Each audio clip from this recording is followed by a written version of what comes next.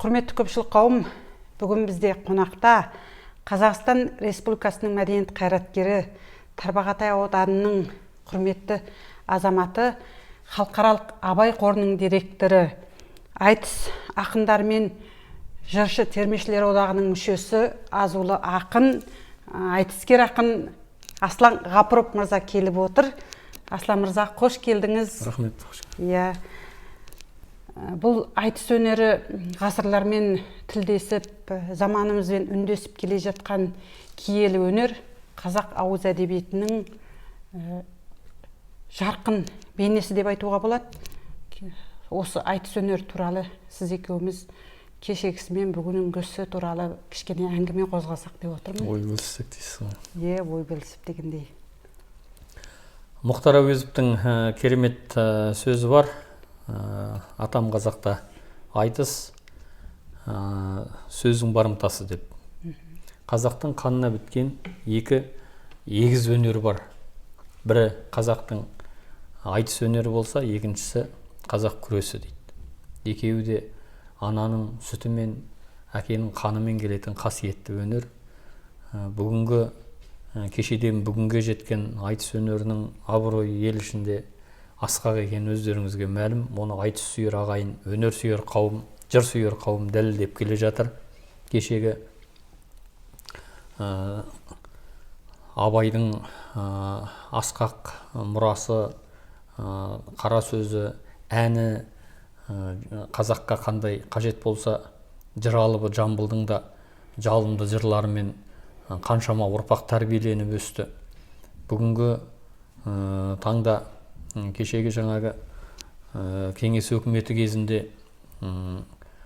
айтыс бір шағын форматта ғана көрінетін болса, бұл тәуелсіздік алғаннан кейін айтыс өнері мүлдем өзінің асқақ шыңына көтеріліп, аспандап, талай мықты айтыскер ақындар оған еңбек сіңіріп, жаңағы қазақ өнерінің бүгінгі бір қазақтың айтыс өнерінің бүгінгі бір өте үлкен дамудың даңғыл жолына түсіп, өте бір үлкен деңгейде тұрғаны ол жұртқа мәлім. Басқа да өнерлеріміз бар ғой, дегенмен оның ішінде қазақтың жанына жақын, ұлттың сүйіп аялайтын ардақты өнері ол айтыс өнері екені бүгінге хақ. Кешегімен бүгін айтатын болсақ, жаңағы өзіміз осы айтысқа келген кезде, мен оқушы кезімнен бастап қатыстым оқушылар айтысына. Аудандық, жаңағы ол кезде мектеп арасында мектепшілік дейді, содан кейін аудандық, ауданнан озып шыққандарды облыстықтан шыққандарды бала күніңізден домбыра шертіп оқушылар арасынан шықты. Жаңа Қанипа Бітібаева деген ұстазымыз сол кісі Өскемен қаласындағы Жамбыл мектеп гимназиясында қазақ тілі мен әдебиетті тереңдетіп оқыту сыныбын ашып, осы авторлық сыныпта айтысқа, жыр термеге жақын балаларды іріктеп болатын.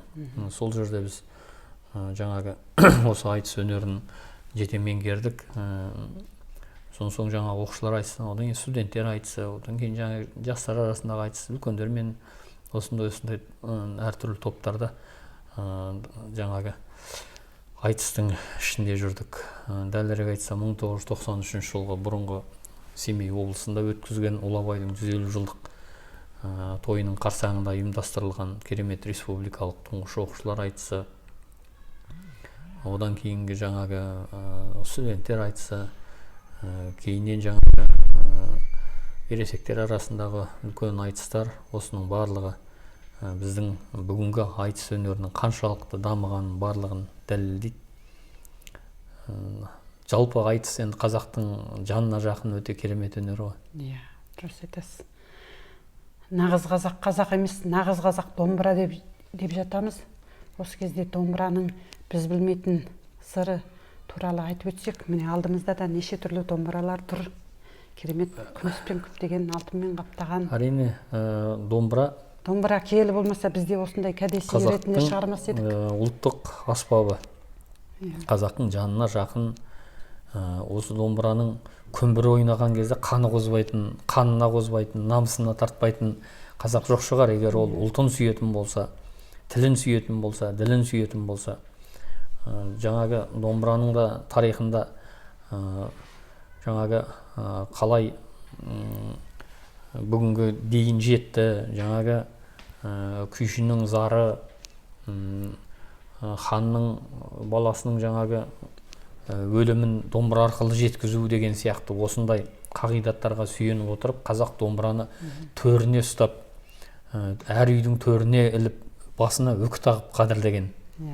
Өкінішке орай, атам қазақ ардақтаған біздің осы ұлттық аспабымызды бүгінгі ұрпақ қаншалықты қадірлеп жүр дегенге біз ой жіберетін болсақ, Құдайға шүкір, бүгінде де осы жастарымыздың қолынан көріп жатамыз. Әсіресе күй тартыс, айтыс, енді айтыстың ішінде де домбыра тартылмайтын ақындар бар ғой, немесе сырнаймен айтысқан деген сияқты. Кешегі нартайлар осындай дүниелер домбыра тартылмаса да соған машықтанып, үйреніп, жаңағы қолынан тастамай жүргендер бар. Ал енді айтыс ақынына домбыраны меңгеру міндетті түрде, себебі бүкіл үлкен аудиторияны жаңағы баурап әкету үшін мақамына, жаңағы сазына үйлесетін домбыраның әуезі деген бұл әрине үлкен рөл ойнайды. Сондықтан домбыраның айтыскер ақын үшін тіпті жаңағы айтыстағы алатын рөлі өте үлкен. Алдымызда домбыра тұрғанда сізден қонақ кәде сұрамай мүмкін емес. Осы домбырамен өнеріңізді халыққа паш етіп жіберсеңіз. Бұл қызыл ағаштан шабылған домбыра, ешқандай қоспасы жоқ. Домбыраңыз керемет екен. 2015 жылы қазақ хандығының 550 жылдығының аясында белгілі руханияттың жанашыры, сол кездегі жаңа Жүрсін Ерманов ағамыздың ұйымдастырған айтыстарында үнемі демеуші болып жүретін руханияттың жанашыры, ол Қазақстанның еңбек сіңірген қайраткері Амангелді Ермегаев ағамыздың сыйлығы. Өте жаңағы шығыстың бас ақыны Асланға флотқа Амангелді ағасынан тарту деп, сол қазақ хандығының 550 жылдығында тарту етіп еді. Сол кісінің көзіндей көріп ұстап жүрмін. Бұдан да басқа домбыраларым бар. Дегенмен бүгінгі сіздің эфирге осы домбыраны арнайы алып келдім. Өзіме ықшамды, лайықты, күмбірі де жақсы. Тарбағатайлық сазгер Болат Әшербаев деген ағамыз бар. Сол кісінің әніне жазылған, менің сөзіме жазылған домбыра деген тамаша ән бар. Бұл ән бірінші рет домбыра күніне орай арнайы жазылған болатын. Алғаш домбыра күнін атап өту жаңағы мерекесін бекіткен кезде осы әнді айтып берейін.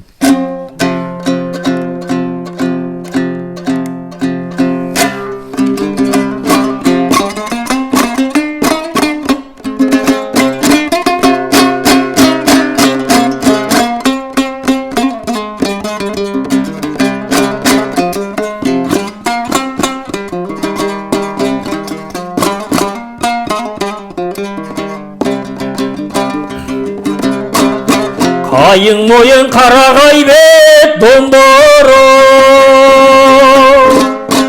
бабамыздан бізге қалған мол мұра.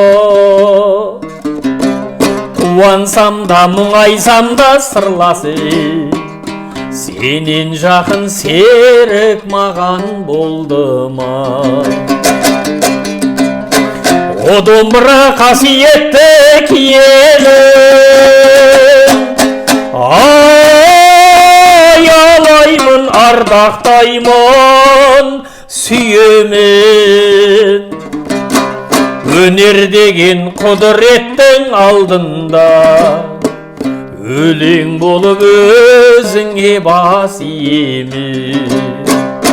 Өнер деген құдіреттің алдында, өлең болып өзіңе бас иемін.